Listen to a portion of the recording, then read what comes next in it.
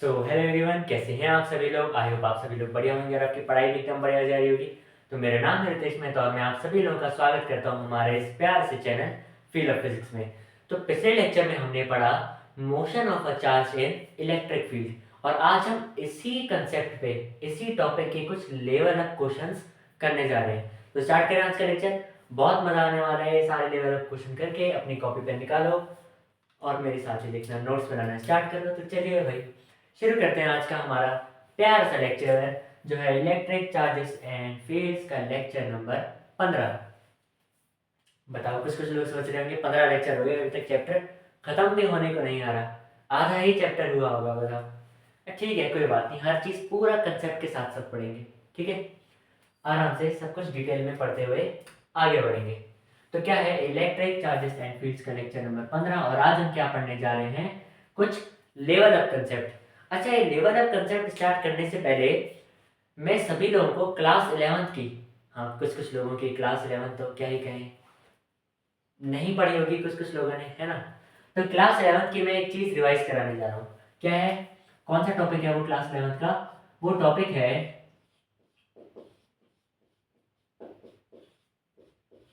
Projectile motion. Projectile motion, ठीक है। चलो, प्रोजेक्टाइल मोशन होता क्या था? प्रोजेक्टाइल मोशन होता क्या था एंड हम कौन सा वाला प्रोजेक्टाइल मोशन पढ़ रहे हैं? ग्राउंड टू ग्राउंड,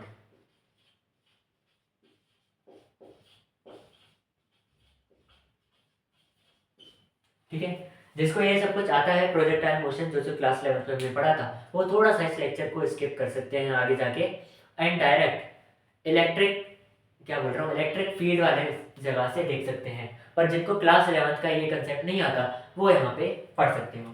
तो होता क्या था प्रोजेक्टाइल मोशन में, मान लो मेरे पास कोई बॉडी है, मान लो मेरे पास कोई बॉडी है ये, ठीक है। एंड ये कहाँ पे रखी हुई है? ये ग्राउंड पे रखी हुई है, ये ग्राउंड पे रखी हुई है। अब मैंने क्या किया, इस बॉडी को ग्राउंड से कुछ ना कुछ, ग्राउंड से कुछ ना कुछ थीटा एंगल पे, ग्राउंड से कुछ ना कुछ थीटा एंगल पे मैंने इसको प्रोजेक्ट कर दिया, फेंक दिया। इतना आया? हाँ। तो अब ये कैसा पाथ ट्रेवल करेगी? ये यहाँ से जाएगी, यहाँ से जाएगी, यहाँ से जाएगी, जाएगी जाएगी जाएगी जाएगी जाएगी जाएगी और ये ऐसे आ जाएगी। क्या ये कुछ ऐसा ही पाथ ट्रेवल करेगी? हाँ है ना। क्या ये कुछ ऐसा ही पाथ ट्रेवल करेगी? कैसा पाथ इसने ट्रेवल किया? Parabolic path. कैसा पाथ ट्रेवल किया इसने? Parabolic path. And projectile motion होता कब है? जब कोई बॉडी ग्राउंड से किसी थीटा एंगल पर एक पैराबोलिक पाथ पे, मतलब एक किसी थीटा एंगल पे मैं इसको प्रोजेक्ट करूंगा तो वो एक पैराबोलिक पाथ पे ट्रेवल करेगी। क्या इतना समझ में आया? हाँ, ठीक है। अब यहाँ पे देखो, ये यहाँ से शुरू हुई और ये यहाँ पे आके खत्म हुई। देखो ये यहाँ से शुरू हुआ एंड ये यहाँ पे आके बॉल वापस से ग्राउंड पे टकरा गया, है ना। ये यहाँ से ऐसे गया होगा, गया होगा, गया होगा और फिर यहाँ पे आके नीचे यहाँ पे ग्राउंड पे आके टकरा गया। तो इनिशियल से लेके फाइनल पोजीशन तक ये कितना दूर गया? ये कितना दूर गया? हॉरिजॉन्टल डिस्टेंस कितना दूर गया? इसको हम क्या बोलते हैं? इसको हम क्या बोलते हैं? Horizontal range. इसको हम क्या बोलते हैं?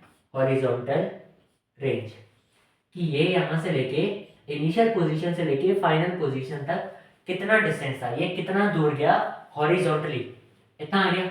हाँ, अब हम इस सबको सॉल्व कैसे करें? इस प्रोजेक्टाइल मोशन वाले से मैं क्या चीज सिखाना चाह रहा हूँ? तो यहाँ पे हमें 3 चीजें सीखनी है। कौन कौन सी? पहला है टाइम ऑफ फ्लाइट, कि यहां से लेके यहां तक पहुंचने में कितना टाइम लगा। दूसरा है मैक्सिमम हाइट, कि देखो ये ऊपर जा रहा है, ऊपर जा रहा है, ऊपर जा रहा है, ऊपर जा रहा है, ये यहां तक पहुंचा, ये यहां कहीं तक पहुंचा, ये इसकी मैक्सिमम हाइट थी। क्यों? क्योंकि इसके बाद ये वापस नीचे आने लग गया। ये इसकी देखो, ये यहाँ पे था, ये ग्राउंड से ऊपर गया, ऊपर गया, ऊपर गया, ऊपर गया, ऊपर गया, एक ऐसी पॉइंट पर आ गया जहां पे इसकी हाइट, एक ऐसे पॉइंट पर आ गया जहां पे इसकी हाइट ग्राउंड से मैक्सिमम है एंड इसके बाद ये नीचे आ गया, नीचे आ गया, नीचे आ गया, नीचे आ गया। तो हमें टाइम निकालना है कि कितने टाइम में ये ट्रेवल किया, हमें मैक्सिमम हाइट निकालनी है और हमें ये रेंज निकालनी है। इतना आ गया। तो कैसे निकालेंगे? चलो, जब भी फिजिक्स में कुछ ऐसा आ जाए, मतलब मोशन है ना प्लेन, मोशन इन 2 डायमेंशन, ठीक है। मतलब आगे भी चीज जा रही है एंड ऊपर भी जा रही है। ये देखो, ये बॉल आगे भी जा रहा है, हाँ, एंड ये बॉल ऊपर भी जा रहा है। देखो ये आगे भी गया और ये ऊपर भी गया, ऊपर भी गया, हाँ। तो जब भी ऐसा आ जाए कि कोई भी बॉडी एक्स एक्सिस में आगे भी जा रही है और वाई एक्सिस में ऊपर भी जा रही है, तो हमें क्या करना है, दोनों एक्सिस का अलग अलग कैलकुलेशन करना है। दोनों एक्सिस का अलग अलग कैलकुलेशन करना है। कैसे?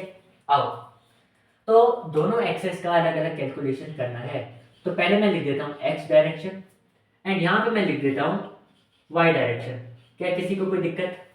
क्या किसी को कोई दिक्कत? नहीं। चलो, एक्स एक्सिस में इस बॉल की वेलोसिटी कितनी है? एक्स एक्सिस में इस बॉल की वेलोसिटी कितनी है? देखो ये है u, हाँ, एंड ये है थीटा। तो क्या इसका एक कंपोनेंट यहाँ की तरफ आएगा? u cos थीटा आ सकता है कि नहीं? हाँ। अच्छा, ये है u एंड ये है थीटा, तो एक कंपोनेंट इसका ऊपर की तरफ आ जाएगा u sin थीटा। इतना आ गया। ये बॉल की वेलोसिटी कितनी थी इनिशियली? u। इसमें से u cos थीटा नीचे आया एंड u sin थीटा ऊपर आया, हाँ। अब यहाँ पे एक चीज देखो, ये जो u cos थीटा है, क्या वो x एक्सिस की तरफ है? क्या इसकी डायरेक्शन x वाली है? हाँ। तो ये क्या हो गया, initial velocity in x, initial velocity in x। And ये जो u sin थीटा है, क्या वो इनिशियल वेलोसिटी इन y होगा?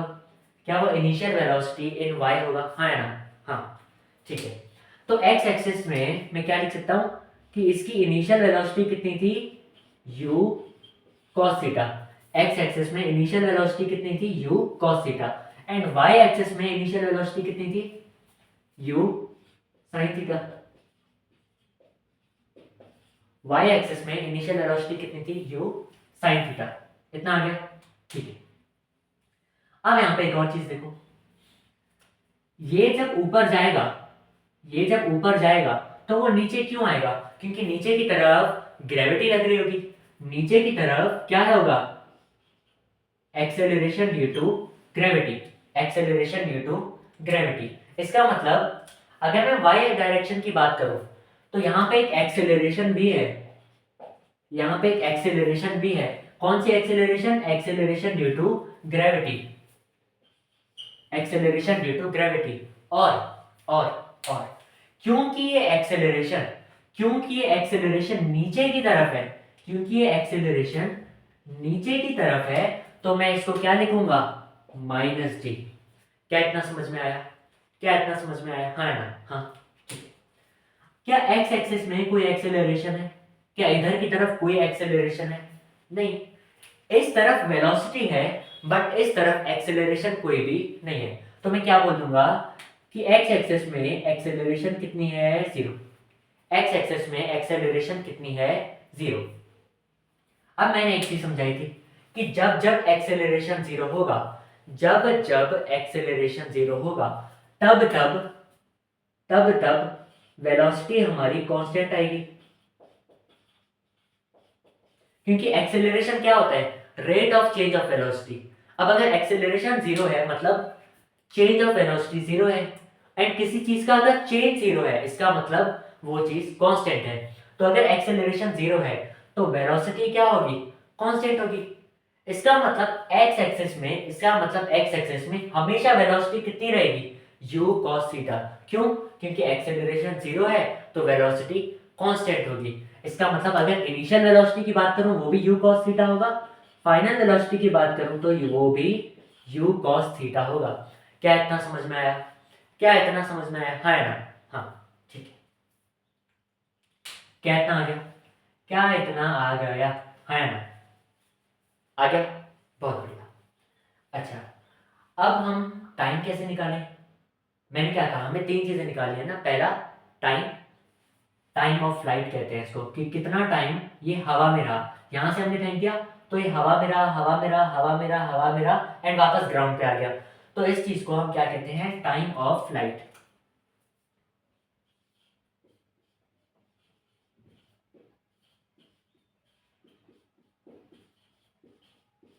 टाइम ऑफ फ्लाइट ये हम निकालेंगे कैसे?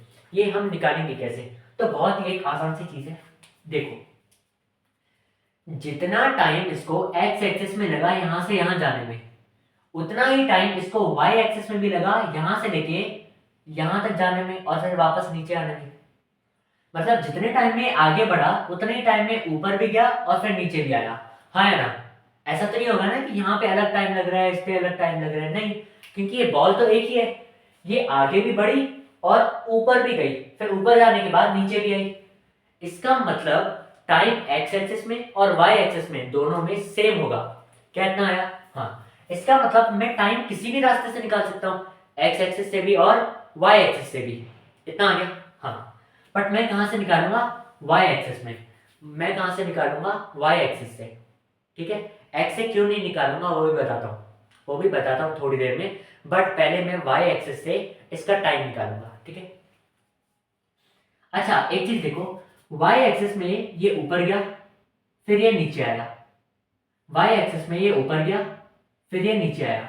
हाँ। इसका मतलब अगर मैं मान लूं कि मेरे पास ये एक बॉल है, इसको मैंने वाई एक्सिस में ऊपर फेंका, ये ऊपर गया ऊपर गया ऊपर गया ऊपर गया और फिर ये नीचे आ गया। ठीक है? फिर ये नीचे आ गया। अब एक चीज देखो, अगर कोई भी चीज को मैं ऊपर उछालता हूं, किसी भी चीज को मैं ऊपर उछालता हूं तो वो ऊपर जाएगा ऊपर जाएगा ऊपर जाएगा, एंड जैसे जैसे वो ऊपर जाएगा वो स्लो होता रहेगा। ऊपर गया ऊपर गया ऊपर गया, स्लो होता गया स्लो होता गया। एक टाइम पे वो ऊपर हवा में रुक जाएगा for a fraction of second, एक छोटे से टाइम इंटरवल के लिए हवा में रुक जाएगा और रुकने के बाद ये वापस नीचे आएगा। इसका मतलब अगर मैं किसी भी चीज को ऊपर उछालूं तो पहले उसकी स्पीड कम होगी स्पीड कम होगी स्पीड कम होगी स्पीड कम होगी, फिर वो स्पीड जीरो हो जाएगी, रुक जाएगा, फिर नीचे आते वक्त स्पीड बढ़ेगी बढ़ेगी बढ़ेगी बढ़ेगी, ऐसा कुछ होगा। हाँ। इसका मतलब अगर मैं किसी चीज को ऊपर उछालूं तो वो मैक्सिमम कब तक जाएगा? मैक्सिमम कहां तक जाएगा? जब तक उसकी स्पीड जीरो नहीं हो जाती, क्योंकि स्पीड जीरो होने के बाद वो वापस नीचे आ जाएगा। हाँ। इतना आ गया? हाँ। ठीक है। तो मान लो मैंने इसी बॉल को ऊपर उछाला है, मान लो मैंने इसी बॉल को ऊपर उछाला है वाई एक्सिस में, ऊपर गया फिर नीचे आया, ऊपर गया फिर नीचे आया। अच्छा ऊपर किस वेलोसिटी के साथ उछाला है? ऊपर किस वेलोसिटी के साथ उछाला है? यू साइन थीटा के साथ। ऊपर किस वेलोसिटी के साथ उछाला है? यू साइन थीटा के साथ। हाँ। तो ये ऊपर गया ऊपर गया ऊपर गया एंड ये यहां तक आके रुक गया, फिर ये नीचे आया नीचे आया नीचे आया। इतना आया? हाँ। अच्छा अब एक चीज देखो, जितना टाइम इसको ऊपर जाने में लगा उतना ही टाइम इसको नीचे आने में लगा होगा। सिमेट्री है ना कि जितना टाइम किसी चीज को ऊपर जाने में लगा उतना ही टाइम इसको नीचे आने में लगा। हाँ। तो अगर मैं कहूं कि इसको ऊपर जाने में टाइम लगा टी, तो इसको नीचे आने में भी टाइम लगा होगा टी। सिंपल सा लॉजिक। हाँ। ठीक है। तो आओ इसका मोशन कंसीडर करते हैं, नीचे से लेके ऊपर तक जाने का, नीचे से लेके ऊपर तक जाने का, नीचे से लेके ऊपर तक जाने का। ठीक है? हमें इक्वेशन ऑफ मोशन पता है v is equals to u plus a t, v is equals to u plus a t. हाँ। v यहां पे कितने है? फाइनल वेलोसिटी यहां पे कितनी है? जीरो। इनिशियल वेलोसिटी कितनी है? ऊपर की तरफ इनिशियल वेलोसिटी कितनी है? u sin थीटा एंड है प्लस 80। अब एक चीज देखो, इस बॉल के ऊपर नीचे की तरफ क्या लग रही होगी? Acceleration due to gravity. अब क्योंकि एक्सेलरेशन नीचे की तरफ लग रही है तो यहाँ पे क्या आ जाएगा? माइनस जी। देखो वेलोसिटी और एक्सेलरेशन दोनों अपोजिट डायरेक्शन में है तो एक्सेलरेशन क्या हो जाएगी? नेगेटिव। एंड यहाँ पे आ गया टी, एंड यहाँ पे आ गया टी। क्यों? क्योंकि नीचे से लेके यहाँ तक जाने में कितना टाइम लगा? टी। आया? आया? ठीक है। अब अगर मैं यहाँ से टी निकालूं, क्या दिखाई दे रहा है? हाँ ठीक है, बहुत बढ़िया से दिखाई दे रहा है। अब अगर मैं यहाँ से टी निकालूं तो वो क्या आ जाएगा?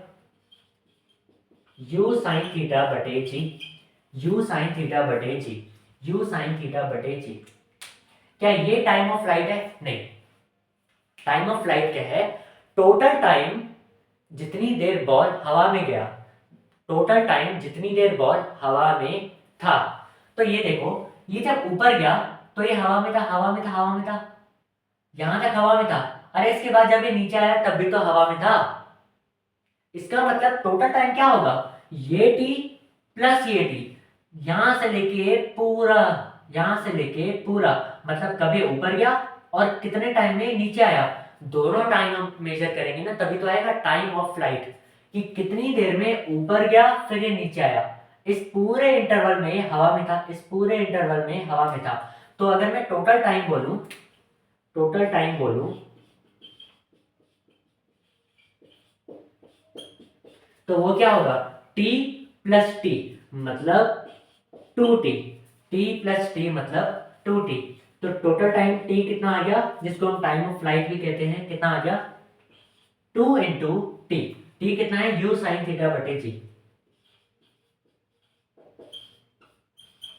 तो ये कितना आ गया, टोटल टाइम ऑफ फ्लाइट कितना आ गया 2u साइन थीटा बटे जी, 2u साइन थीटा बटे जी, 2u साइन थीटा बटे जी, 2u साइन थीटा बटे जी।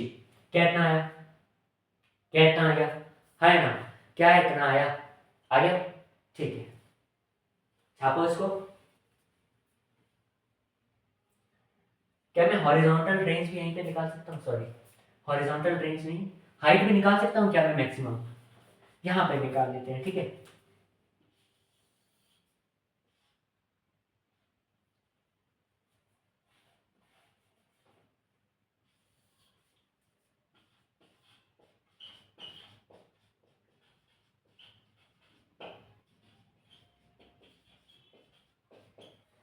दूसरी चीज में क्या निकालने जा रहा हूं, मैक्सिमम हाइट।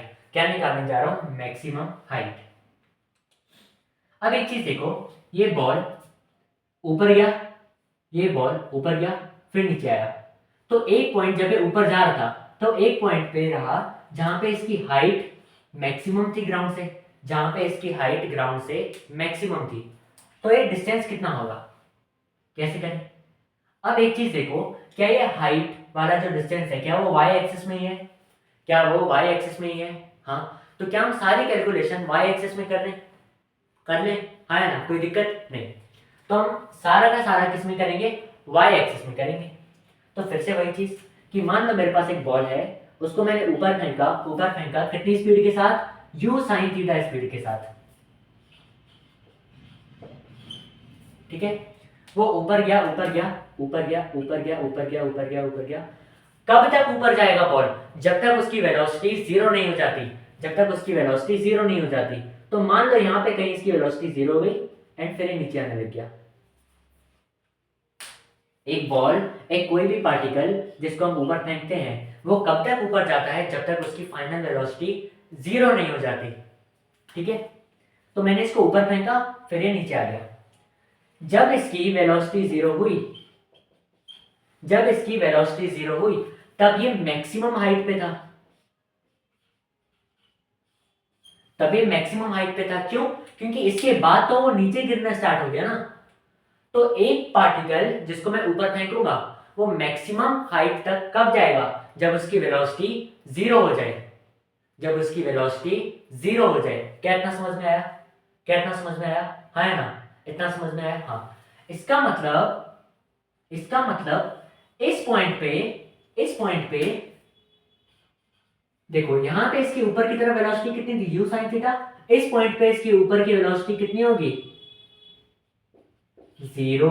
क्यों, क्योंकि मैक्सिमम हाइट पे ऊपर जाने वाली वेलोसिटी कितनी हो जाती है, जीरो।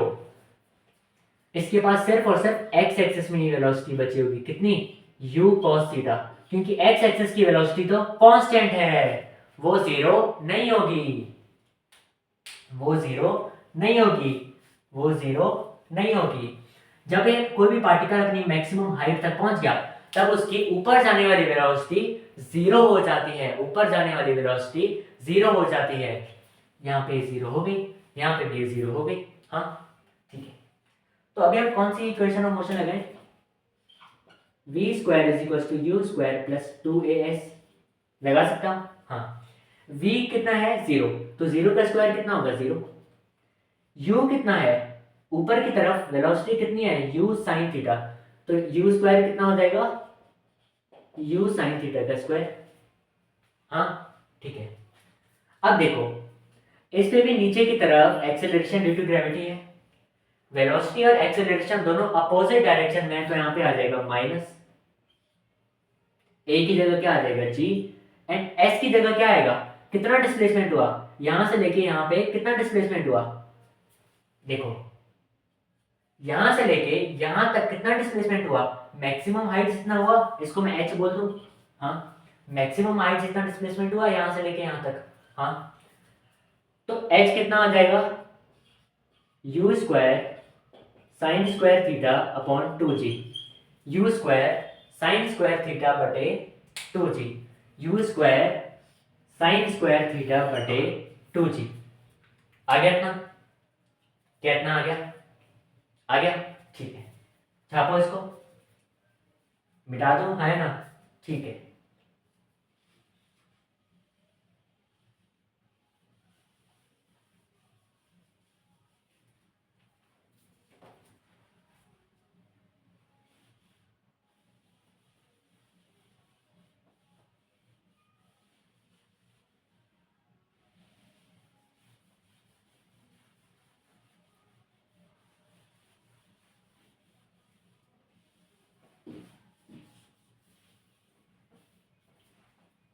आ गया इतना, ठीक है। तो हमने टाइम ऑफ फ्लाइट निकाल दिया, हमने मैक्सिमम हाइट भी निकाल दी, अभी हमें क्या निकालना है, हॉरिजॉन्टल रेंज, हॉरिजॉन्टल रेंज, ठीक है।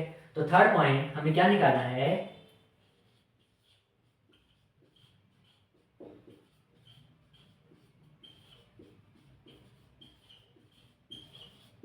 Horizontal range. अच्छा एक चीज देखो, एक्स डायरेक्शन में, एक्स डायरेक्शन में, एक्स डायरेक्शन में जो हमारा एक्सेलरेशन है वो तो जीरो है, एक्सेलरेशन जो है वो तो जीरो है, हाँ और वेलोसिटी हमारी कुछ ना कुछ कांस्टेंट है, हाँ तो जब हमारी वेलोसिटी, जब हमारी वेलोसिटी कांस्टेंट होती है, जब हमारी वेलोसिटी कांस्टेंट होती है, एक्सेलरेशन जीरो होता है, तब तब हमारे पास एक चीज आती है, speed is equal to distance बटे टाइम। ये चीज कब वैलिड होती है, जब एक्सेलरेशन जीरो हो, जब एक्सेलरेशन जीरो हो, speed is equal to distance बटे टाइम। अब एक चीज यहां पे देखो, स्पीड कितनी है एक्स एक्सिस में, एक्स एक्सिस में u cos थीटा है ना, u cos थीटा। डिस्टेंस कितना कवर किया एक्स एक्सिस में, यहां से लेके यहां तक, यहां से लेके यहां तक, क्या इसी डिस्टेंस को हम हॉरिजॉन्टल रेंज कह रहे थे, हाँ है ना, क्या इसी डिस्टेंस को हम हॉरिजॉन्टल रेंज कह रहे थे, हाँ।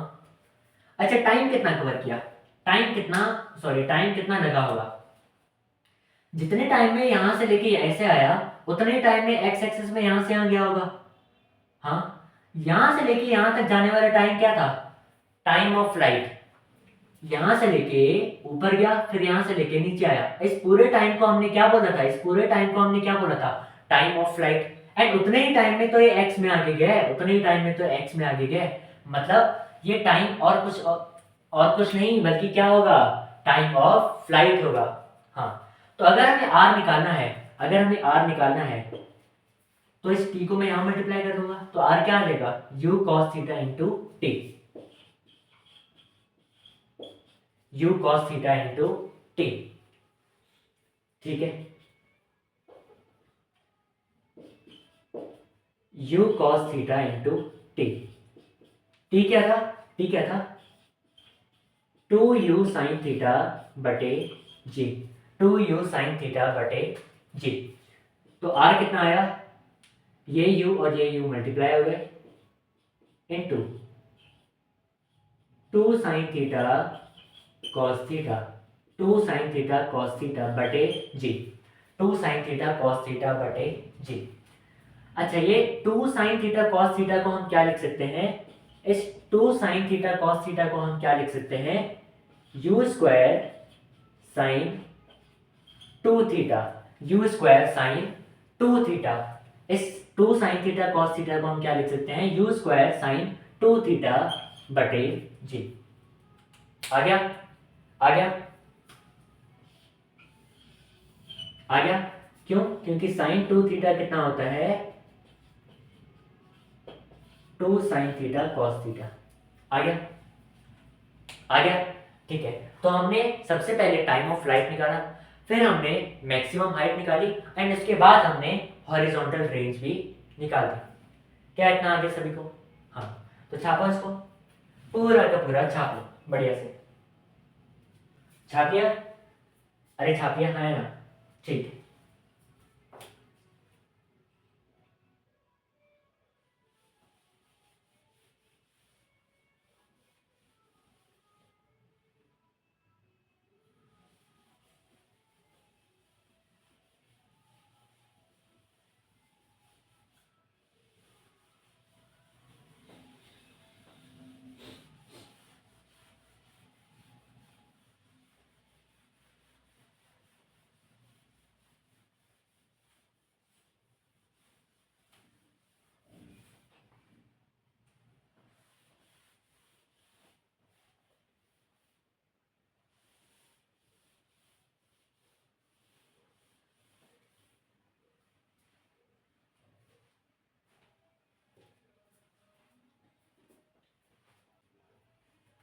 सभी को बेसिक्स रिवाइज हो गए, बेसिक्स रिवाइज हो गए 11th के। तो हमने क्या क्या निकाला? हमने सबसे पहले निकाला time of light. Time of light कितना आया? 2u साइन थीटा बटे जी। फिर हमने क्या निकाला? मैक्सिमम हाइट, वो कितनी आई? U square sine square theta बटे 2g। फिर हमने निकाली हॉरिजॉन्टल रेंज, ये कितनी आई? यू स्क्वायर साइन 2 थीटा बटे जी। यू स्क्वायर साइन 2 थीटा बटे जी। कितना आ गया? हाँ, अभी हम इसी चैप्टर में इलेक्ट्रिक फील्ड वाले ही चैप्टर में क्या पढ़ेंगे? प्रोजेक्टाइल मोशन पढ़ेंगे। बट यहाँ पे ग्रेविटी अकेले नहीं होगी। पिछली बार वाले में एक ही एक्सेलरेशन थी ना, एक्सेलरेशन ड्यू टू ग्रेविटी। यहाँ पे इलेक्ट्रिक फील्ड की वजह से भी एक्सेलरेशन आ जाएगी। Projectile motion in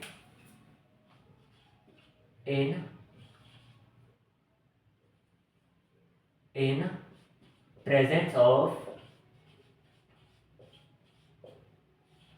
uniform electric field। तो projectile motion in presence of uniform electric field, projectile motion in presence of uniform electric field. मान लो, बोलिए क्या मान लो? मान लो मेरे पास एक चार्ज है प्लस चार्ज, ठीक है। मान लो मेरे पास एक चार्ज है प्लस क्यू, इतना आया। हाँ, इसको मैंने क्या किया? एक यूनिफॉर्म इलेक्ट्रिक फील्ड में रख दिया, जिसकी एक्सेलरेशन कह रहा हूं, जिसकी इलेक्ट्रिक फील्ड की डायरेक्शन कहाँ है? नीचे की तरफ एक इलेक्ट्रिक फील्ड है। ये पूरा का पूरा एरिया का है, इलेक्ट्रिक फील्ड है यहाँ पे नीचे की तरफ, ठीक है। एंड इस चार्ज को मैंने हॉरिजॉन्टल से कुछ थीटा एंगल पर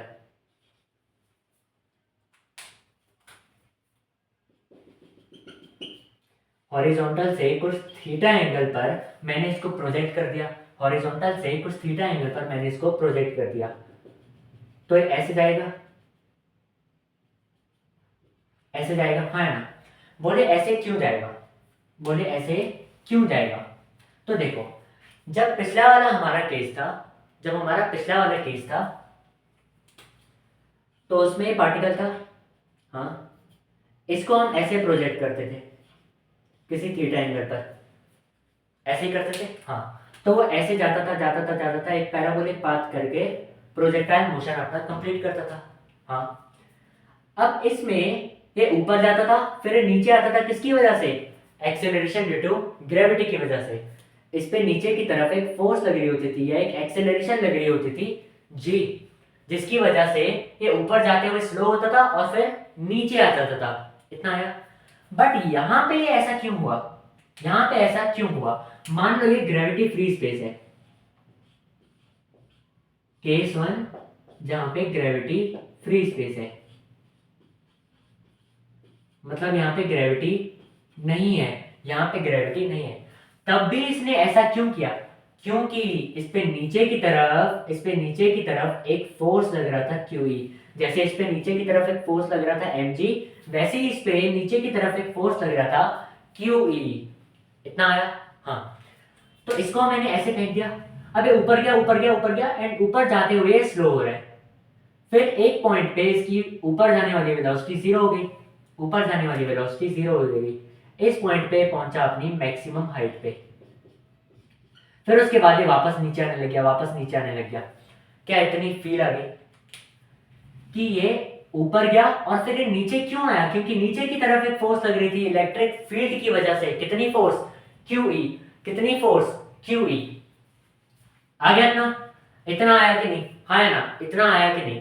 इसका मतलब यहाँ पे ग्रेविटी भले ही एब्सेंट है, बट ग्रेविटी की जरूरत कौन पूरी कर रहा है? Electric field. ग्रेविटी की जरूरत कौन पूरी कर रहा है? इलेक्ट्रिक फील्ड, जिसकी वजह से प्रोजेक्टाइल मोशन हो रहा है, जिसकी वजह से प्रोजेक्टाइल मोशन हो रहा है। कितना आ गया? कितना आ गया? हाँ। अब यहाँ पे भी हम वही तीनों चीजें निकालेंगे, यहाँ पे भी हम वही तीनों चीजें निकालेंगे, बट यहाँ पे वो चीज निकालनी बहुत आसान है। बोले क्यों? इसीलिए क्योंकि सेम यही चीज होगी। कैसे? देखो, यहाँ पे फोर्स कितना लग रहा है? QE। फोर्स क्या होता है? Mass into acceleration. तो एक्सेलरेशन कितनी लग रही है? एक्सेलरेशन कितनी लग रही है नीचे की तरफ? एक्सेलरेशन नीचे की तरफ कितनी लग रही है? QE बटे m। QE बटे m। QE बटे m। QE बटे m। तो अगर मैं टाइम ऑफ फ्लाइट निकालूं,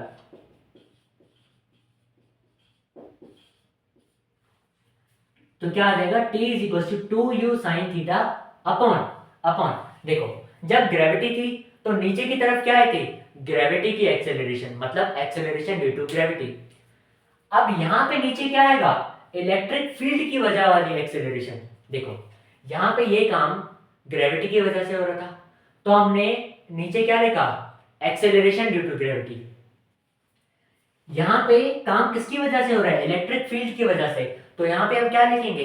acceleration due to electric field. And electric field की वजह से कितनी एक्सेलरेशन है? QE बटे m। QE बटे m। अब ये m नीचे है तो ऊपर आ जाएगा।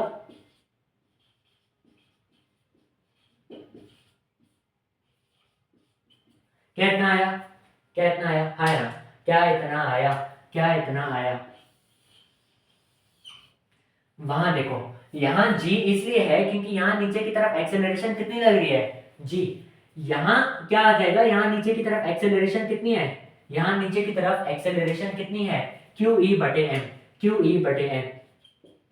तो यहां g की जगह क्या आ जाएगा? QE बटे m। सब में यही चीज होगा, सब में यही चीज होगी।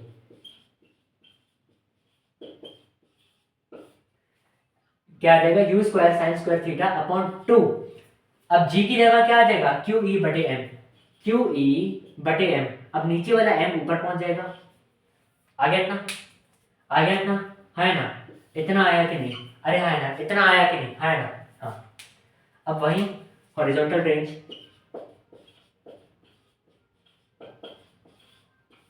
अपॉन जी। जी की जगह क्या आ जाएगा? QE बटे m। QE बटे m। वो नीचे वाला m ऊपर पहुंच गया, वो नीचे वाला m ऊपर पहुंच गया। क्या इतना आया? क्या इतना आया?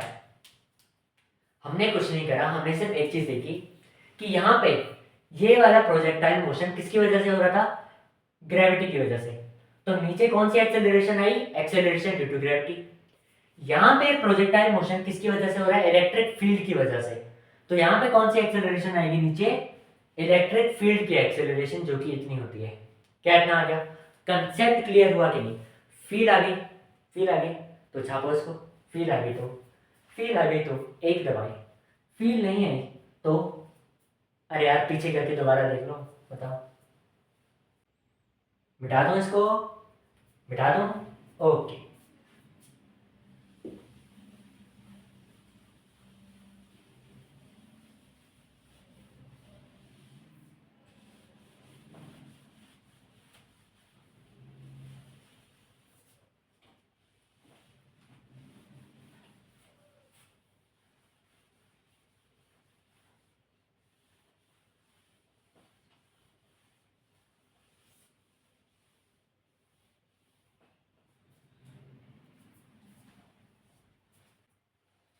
अच्छा, एक चीज मैं बताना भूल गया। वो जो मैंने कहा था ना कि हमने जो टाइम ऑफ फ्लाइट निकाली वो वाई एक्सिस में ही क्यों निकाली? एक्स एक्सेस से क्यों नहीं निकाली? क्योंकि क्योंकि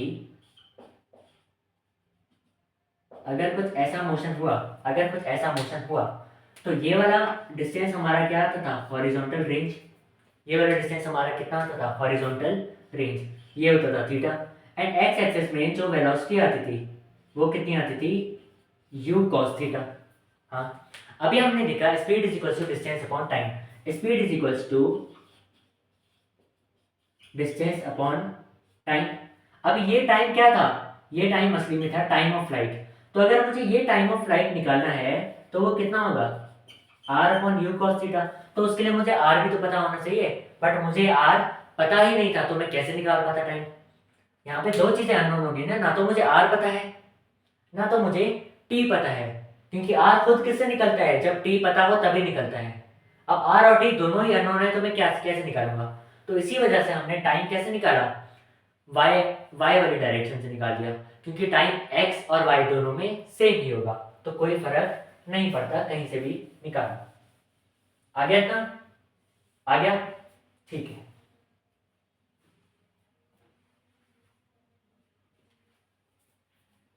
इतना आया? तो अभी तक हमने क्या पढ़ा?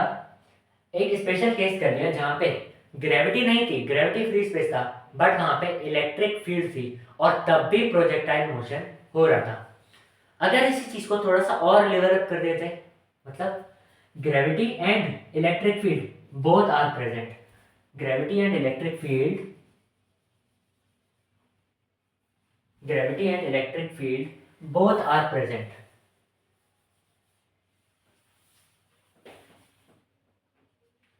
ठीक है, ग्रेविटी एंड इलेक्ट्रिक फील्ड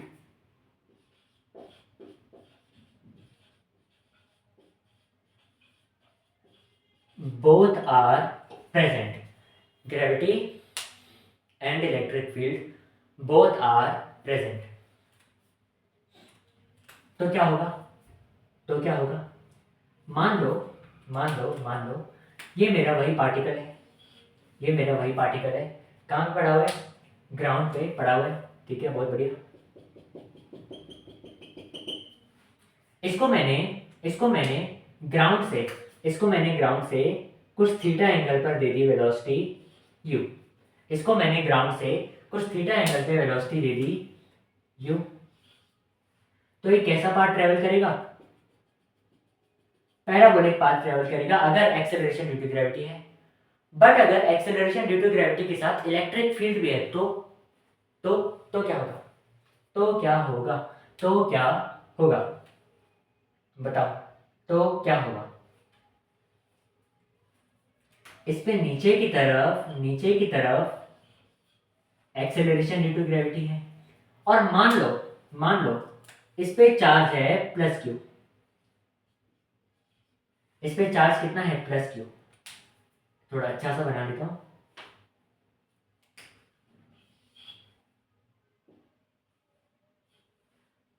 ठीक है, इस बॉडी पे, इस पार्टिकल पे कितना चार्ज है? Plus Q. इस पार्टिकल पे कितना चार्ज है? Plus Q.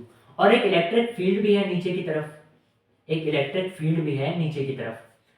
तो अब खुद देखो, नीचे की तरफ नेट फोर्स कितना होगा? पहले ग्रेविटी का फोर्स तो नीचे लग ही रहा था, mg। ठीक है, नीचे की तरफ mg फोर्स तो लग ही रहा था। अभी एक और फोर्स भी लगेगा, QE। अभी एक और फोर्स भी लगने लग गया, QE। इसका फोर्स नीचे भी लग रहा था, mg, एंड एक और भी फोर्स लगेगा इलेक्ट्रिक फील्ड की वजह से, QE। ठीक है, दो फोर्स लगेंगे। हाँ, अब फोर्स क्या होता है? Mass into acceleration. तो नेट एक्सेलरेशन a नीचे की तरफ कितनी है? नेट एक्सेलरेशन a नीचे की तरफ कितनी है? mg प्लस QE बटे m। mg प्लस QE बटे m। हाँ, अब अगर मैं a नेट निकालूं तो क्या होगा? mg बटे m कितना हो जाएगा? g, एंड QE बटे m यहाँ पे बच जाएगा। अरे यार, ये m इसके साथ भी गया, इसके साथ भी गया, ये m और ये m कट गया तो बच गया g। इसके साथ आया तो क्या बचा? QE बटे m। तो मतलब नीचे की तरफ नेट एक्सेलरेशन कितनी होगी? G acceleration due to gravity plus q e बटे एम, क्यू ई बटे एम, क्यू ई बटे एम। एंड इसी को हम एक और चीज भी बोल सकते हैं, g effective, g effective, g effective मतलब नीचे की तरफ लगने वाली नेट एक्सेलरेशन, नीचे की तरफ लगने वाली नेट एक्सेलरेशन, नीचे की तरफ लगने वाली नेट एक्सेलरेशन, इसको हम क्या बोल सकते हैं, g effective, g effective, g effective. Time of flight क्या होता है, 2u sin थीटा बटे जी। नॉर्मल कंडीशंस में जब सिर्फ एक्सेलरेशन ड्यू टू ग्रेविटी है, ना कोई इलेक्ट्रिक फील्ड है ना कुछ और, सिर्फ ग्रेविटी है, तो टाइम ऑफ फ्लाइट इतना आता है। मैक्सिमम हाइट कितनी आती है एंड रेंज कितनी आती है, इतनी आती है। आ गया। अब ये एक चीज देखो, ये जो जी है वो जी कुछ और नहीं, जी इफेक्टिव ही है। अब उस केस में, इस केस में, नॉर्मल वाले केस में, नॉर्मल वाले केस में जब इलेक्ट्रिक फील्ड कुछ भी नहीं थी, तब नीचे की तरफ सिर्फ एक ही एक्सेलरेशन थी जी, एंड वही हमारी क्या थी, जी इफेक्टिव, वही हमारी क्या थी, जी इफेक्टिव। तो इन सभी जी इफेक्टिव की जगह क्या आ जाता था, जी। बट असली में ये चीज क्या होती है, जी इफेक्टिव, असली में ये चीज क्या होती है, जी इफेक्टिव। अब इस केस में नीचे की तरफ नेट एक्सेलरेशन कितनी थी, जी, तो यहाँ पे सब में जी आ गया, यहाँ पे सब में जी आ गया, क्योंकि नीचे की तरफ एक्सेलरेशन कितनी थी, नेट, जी। कोई और एक्सेलरेशन होती तो हम उसको प्लस कर देते, उसको हम प्लस कर देते।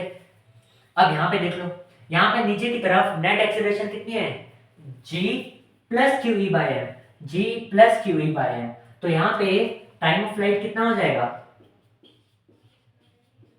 2u sin theta, 2u sin theta upon g effective, upon g effective मतलब g plus q e by m, g plus q e by m.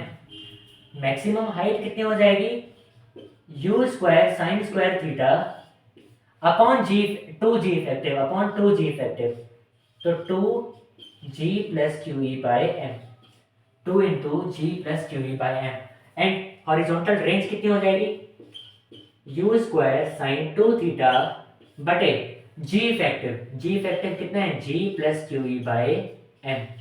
क्या इतना समझ में आया, क्या इतना समझ में आया, हाँ है ना। फिर अभी कि ये कुछ और नहीं बल्कि नीचे की तरफ लगने वाली नेट एक्सेलरेशन है, नीचे की तरफ लगने वाली नेट एक्सेलरेशन है। जब ग्रेविटी थी और इलेक्ट्रिक फील्ड नहीं थी, तो यहाँ जी इफेक्टिव की जगह क्या आ गया था, acceleration due to gravity G, क्योंकि तब सिर्फ वही एक्सेलरेशन नीचे थी।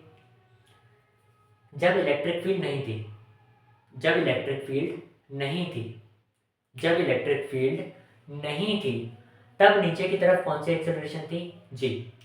तो तब इस सभी जी इफेक्टिव की जगह क्या आ गया था, जी। जब ग्रेविटी गायब हो गई, जब ग्रेविटी गायब हो गई और सिर्फ इलेक्ट्रिक फील्ड बची, तो नीचे की तरफ नेट एक्सेलरेशन कितनी थी, क्यू ई बाय एम। तो तब सब में यहाँ पे क्या आ गया था, q e by m, q e by m, q e by M.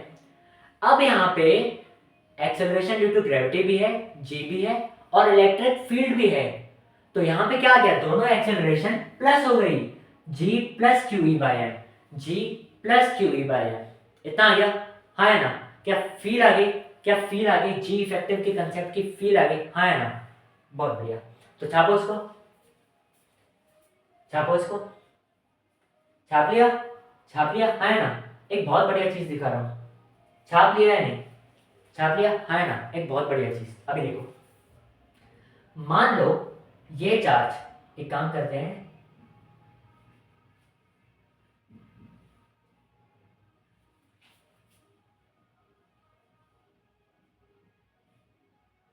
ठीक है। मान लो ये चार्ज प्लस क्यू नहीं है, मान लो ये चार्ज, मतलब वो वाला तो छाप दिया ना, वो वाला तो छाप दिया ना अभी जो मैंने कहा छापने को। हाँ, अभी इसके बाद की एक और चीज समझा रहा हूं। अगर ये चार्ज प्लस क्यू ना होता, अगर ये चार्ज माइनस क्यू होता, तो क्या होता, अगर ये चार्ज प्लस क्यू ना होता और ये चार्ज माइनस क्यू होता, तो तब क्या होता, तब क्या होता, तब ऐसा होता कि इस पे ऊपर की तरफ फोर्स लगती, एक फोर्स तो इस पे नीचे की तरफ लग रही थी, mg, एक फोर्स ऊपर की तरफ लगती QE। तो अब जो नेट फोर्स आती, अब जो नीचे की तरफ नेट फोर्स आती वो आती mg माइनस QE, क्योंकि दोनों के डायरेक्शन अपोजिट हो गए, क्योंकि ये चार्ज अपोजिट हो गया।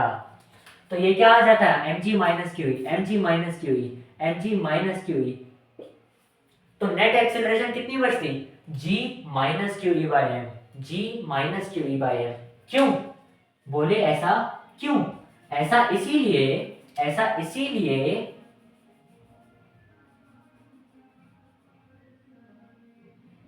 ऐसा इसीलिए ऐसा इसीलिए क्योंकि ऐसा इसीलिए क्योंकि इस पे नीचे की तरफ एक एक्सेलरेशन थी g।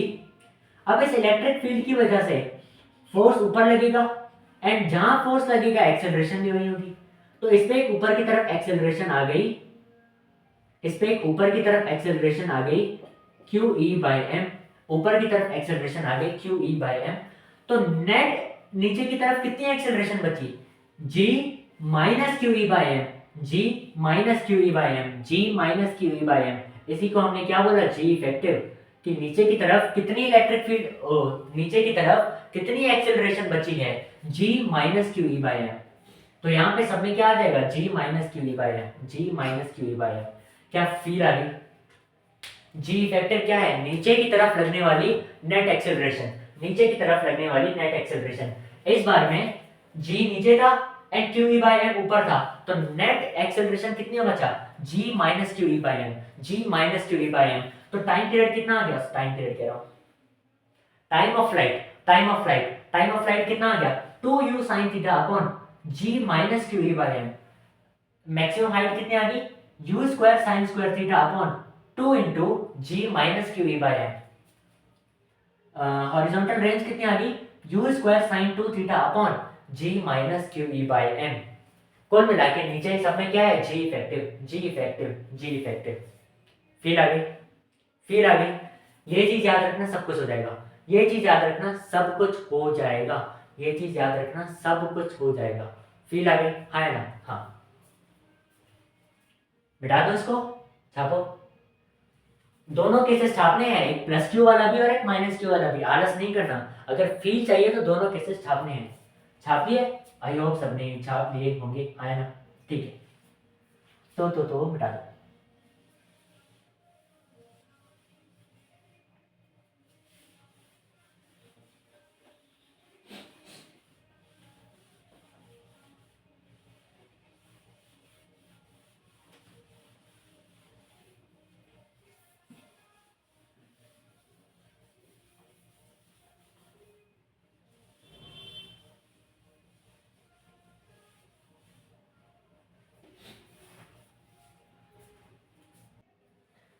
क्या इतना सब कुछ फील आ गई, फील आ गई? हाँ। अभी एक काम करते हैं, इससे भी थोड़ा सा और लेवल अप कर देते हैं, इससे भी थोड़ा और लेवल अप कर देते हैं, और मजा आएगा। मान लो, मान लो मान लो मेरे पास एक चार्ज है यहाँ पे, एक चार्ज है यहाँ पे, कितना चार्ज है, प्लस क्यू। कितना चार्ज है, प्लस क्यू। इसको मैंने ऐसे, इसको मैंने ऐसे किसी थीटा एंगल पर फेंक दिया, इसको मैंने ऐसे किसी थीटा एंगल पर फेंक दिया। एंड इस बारी इलेक्ट्रिक फील्ड कैसे लगाई है मैंने, इस बारी मैंने इलेक्ट्रिक फील्ड कैसे लगाई है, हॉरिजॉन्टल डायरेक्शन में। इस बार मैंने इलेक्ट्रिक फील्ड कैसे लगा दी, हॉरिजॉन्टल डायरेक्शन में। एंड ऑब्वियस सी बात है, नीचे की तरफ जी तो हो गई, नीचे की तरफ acceleration due to gravity G तो हो गई। तो इस एक्सेलरेशन ड्यू टू ग्रेविटी की वजह से ये ऐसे जाएगी बढ़िया से, हाँ जाएगी या नहीं, अरे हाँ है ना, हाँ जाएगी। बट अभी तक हमने जितने भी केसेस देखे थे, अभी तक हमने जितने भी केसेस देखे थे, किसी में भी एक्स एक्सेस की तरफ कोई भी एक्सेलरेशन नहीं थी। इस वाले केस में देखो, इधर की तरफ कोई भी एक्सेलरेशन नहीं थी, नहीं, सिर्फ नीचे की तरफ थी, सिर्फ नीचे की तरफ थी जी।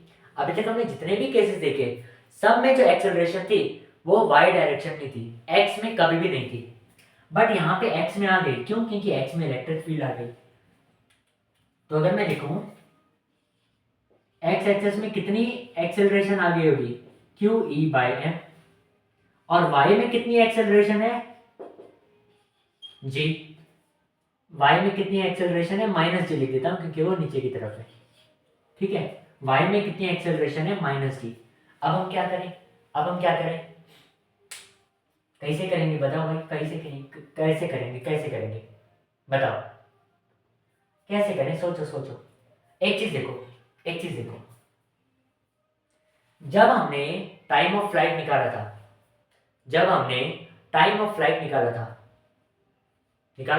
हाँ, इस केस में y में तो एक्सेलरेशन थी, हाँ, यहां पे भी y में तो एक्सेलरेशन है, हाँ। इसका मतलब टाइम ऑफ फ्लाइट यही रहेगा,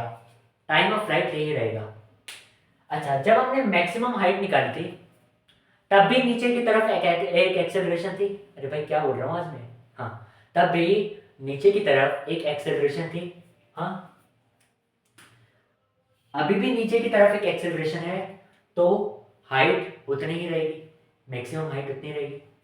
बट जब हमने हॉरिजॉन्टल रेंज निकाली थी, जब हमने ये फॉर्मूला निकाला था हॉरिजॉन्टल रेंज का, तो हमने क्या बोला था कि एक्सेलरेशन 0 है, जिसकी वजह से speed is equal to distance upon time हो गया, और उसके बाद हमने ये रेंज निकाली थी, तब हमने क्या बोला था कि एक्सेलरेशन 0 है, क्योंकि वहां पे एक्सेलरेशन 0 था एक्स एक्सिस में। बट क्या यहाँ पे एक्स एक्सिस में एक्सेलरेशन 0 है, नहीं, इसका मतलब रेंज का ये फॉर्मूला नहीं होगा। ये दोनों सही है क्योंकि इन दोनों में एक्सेलरेशन थी एक नीचे की तरफ, हाँ, यहां पे भी है एक नीचे की तरफ एक्सेलरेशन, बट रेंज में वहां पे नहीं थी और यहाँ पे एक्सेलरेशन है। इसका मतलब हमें रेंज फिर से निकालनी पड़ेगी, अब तो पहले टाइम पीरियड यहाँ पे लिखते हैं, हाँ, सॉरी टाइम पीरियड क्या बोल रहा हूँ इसको मैं, time of flight 2u sin theta upon g effective. अब जी इफेक्टिव क्या है, नीचे की तरफ लगने वाली नेट एक्सेलरेशन, यहाँ नीचे की तरफ कितनी एक्सेलरेशन लग रही है, सिर्फ और सिर्फ जी। मैक्सिमम हाइट कितनी आ जाएगी, u square sine square theta upon g effective, 2g effective, g effective कितना है, g के बराबर। अब बचा क्या, हॉरिजॉन्टल रेंज, जो कि क्या है, डिस्टेंस यहां से लेके यहां तक ये वाला डिस्टेंस है। अच्छा, एक्स एक्सिस में वेलोसिटी कितनी है, एक्स एक्सिस में इनिशियल वेलोसिटी कितनी है, u cos theta, x axis में इनिशियल वेलोसिटी कितनी है, u cos थीटा। तो आओ भाई निकालते हैं। क्या मैं हॉरिजॉन्टल रेंज निकालने के लिए ये फॉर्मूला यूज कर सकता हूं,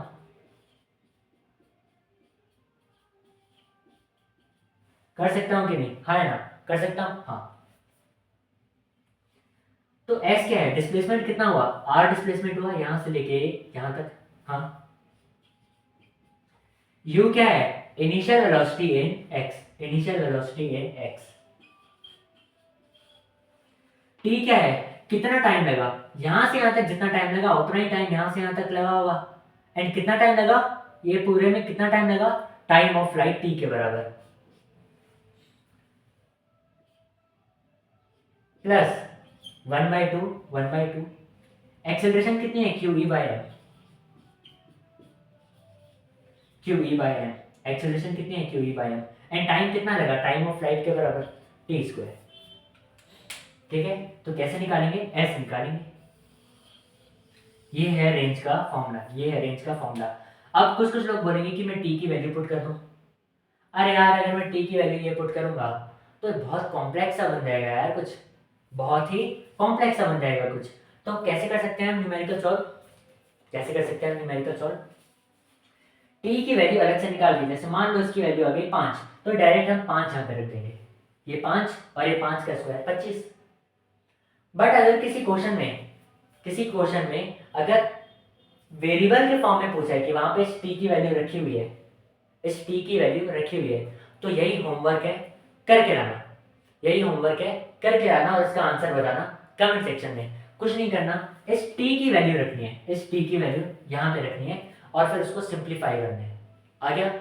आ गया? वरना ये भी चीज एकदम सही है, कंसेप्ट ये 100% सही है। आ गया? आ गया? हाँ। अच्छा, यहाँ पे मैंने प्लस क्यों लगाया? क्योंकि देखो एक्सेलरेशन वेलोसिटी इस तरफ है, हाँ। अब फोर्स क्या बोल रहा हूँ मैं, हे भगवान क्या हो गया आज मुझे। मैंने कहा वेलोसिटी इस तरफ है, इलेक्ट्रिक फील्ड भी इसी तरफ है। अब क्योंकि ये प्लस क्यू चार्ज है, प्लस क्यू चार्ज है, तो इस पे फोर्स भी इधर की तरफ लगी होगी, हाँ। अगर फोर्स इस तरफ है तो एक्सेलरेशन भी इसी तरफ रही होगी। अब एक्सेलरेशन और वेलोसिटी दोनों सेम डायरेक्शन में, इसलिए प्लस आया। अगर ये माइनस क्यू चार्ज होता तो फोर्स अपोजिट डायरेक्शन में लगती, तब यहां पे माइनस आ जाता। इतना आया? बट ये प्लस चार्ज है तो माइनस नहीं आया। अच्छा, अगर ये एक्सेलरेशन एक्सेलरेशन कह रहा हूं फिर से, अगर ये इलेक्ट्रिक फील्ड की डायरेक्शन अपोजिट होती तब भी इस पे फोर्स पीछे की तरफ लगती, तो तब भी यहाँ पे नेगेटिव आता। समझ में आ रहा है क्या कह रहा हूं मैं? देखनी है एक्सेलरेशन की डायरेक्शन, ठीक है। अगर एक्सेलरेशन और वेलोसिटी दोनों सेम डायरेक्शन में हो तब यहाँ पे प्लस आएगा, अगर एक्सेलरेशन और वेलोसिटी दोनों अपोजिट डायरेक्शन में हो तो माइनस आएगा। कितना आ गया? क्या इतना आ गया? हाँ ना, छापो इसको फिर। इतना आ गया तो छाप लो। ये प्लस है, ठीक है। ये क्या है?